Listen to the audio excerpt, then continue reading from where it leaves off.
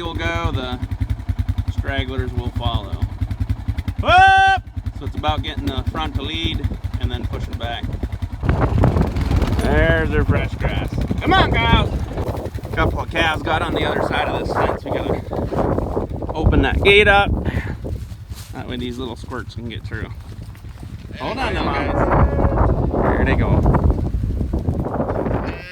That's the new little guys. All curious and coming up at me.